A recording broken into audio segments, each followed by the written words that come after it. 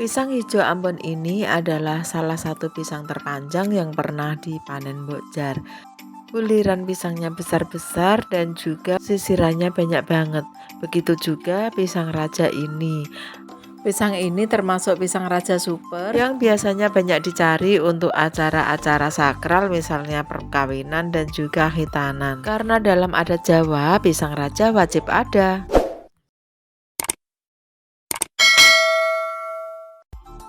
Halo, assalamualaikum warahmatullahi wabarakatuh.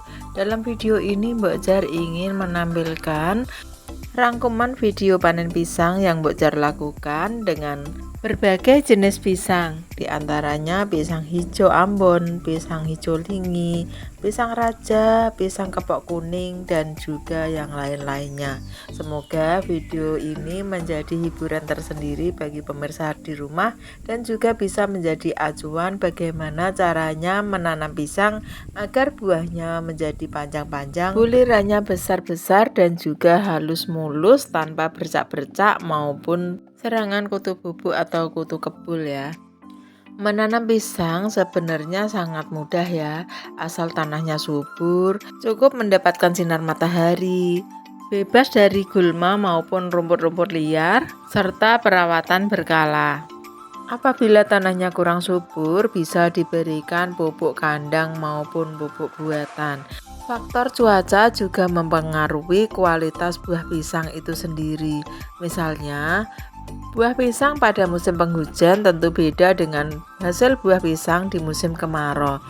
Biasanya buah pisang di musim penghujan akan sedikit lebih subur atau lebih panjang buahnya dibanding buah pisang pada musim kemarau karena mungkin cukup mendapatkan asupan air.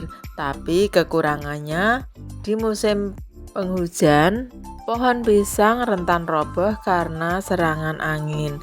Sebaliknya, di musim kemarau, buah pisang biasanya akan sedikit lebih kecil dibanding hasil panen pisang pada musim penghujan. Tetapi juga tergantung di daerah kita masing-masing ya, karena karakter tanah maupun cuaca di beda daerah beda pula karakter cuaca dan tanahnya. Jadi di daerah yang satu dengan daerah yang lain bisa berbeda hasilnya, walaupun mungkin bibit atau varietas pisangnya sama. Ini juga salah satu jawaban untuk subscriber Mbok Jar. Apakah pisang yang ditanam Mbok Jar apabila ditanam di daerah lain juga bisa panjang-panjang seperti yang dalam video Mbok Jar? Karena Mbok Jar pernah membuktikannya sendiri ya. Mbok Jar pernah minta benih pisang atau bibit pisang dari pelanggan Mbok Jar yang kebetulan buahnya tuh panjang banget. Begitu ditanam di kebun saudara Mbok Jar, tapi hasilnya tidak sebagus di daerah asalnya. Mungkin karena struktur tanah maupun cuacanya beda kali ya. Karena walaupun Mbok Jar itu tinggal di daerah pesisir, tapi cuacanya dingin dan sejuk. Karena dekat pantai dan banyak pohon-pohonan kali ya. Sedangkan saudara Mbok Jar tinggal di Pati yang iklimnya tuh sangat panas. Nah, mungkin faktor cuaca juga sangat berpengaruh pada kesuburan maupun buah tanaman pisang kita. Jadi yang perlu diingat dalam berkebun pisang kita harus memperhatikan faktor tanah, iklim dan cuaca, tingkat kesuburan, serta perawatan dan pemupukan secara berkala. Insya Allah hasil budidaya tanaman pisang kita akan sangat memuaskan. Karena membudidayakan tanaman pisang banyak keuntungannya. Selain kita menanam cukup satu kali dan akan terus tumbuh tunas-tunas baru sehingga kita tidak usah menanam batang pisang kembali setelah kita memanen buahnya. Kita juga tidak perlu melakukan penyemprotan hama seperti layaknya kita menanam padi yang harus dilakukan penyemprotan berkala. Karena tanaman buah pisang pada dasarnya tahan terhadap serangan hama, kecuali serangan layu fusarium. Ini adalah salah satu penyakit pisang yang sulit sekali diberantas. Faktor lain yang mempengaruhi kualitas pisang adalah cara panen. Cara panen yang tepat membuat pisang akan tampak mulus dan tanpa cacat.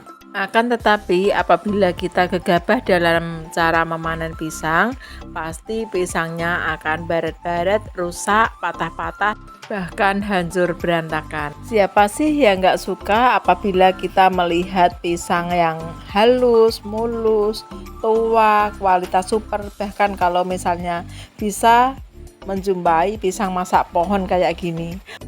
Ini adalah pisang kualitas super, tanpa dikarbit atau tanpa diperam pun pisang akan masak dengan sendirinya, dan so pasti rasanya manis, lezat dan bergizi. Jadi bagi pemirsa di rumah yang menghendaki atau ingin tahu bagaimana cara memilih pisang masak pohon yang benar-benar masak pohon ya, bukan masak karbitan, adalah pastikan buahnya benar-benar tua, artinya warna kulitnya cenderung gelap, ada bercak-bercak kehitaman. Buliran pisangnya itu penuh ya, apabila ditekan keras dan tidak empuk. Karena apabila pisang yang masih mentah ditekan masih empuk atau tidak keras, itu pertanda pisangnya masih muda. Begitu pula cara ngelirangi atau menyisir pisang, kita harus punya trik agar pisau tidak mengenai buah pisang sehingga menjadi cacat.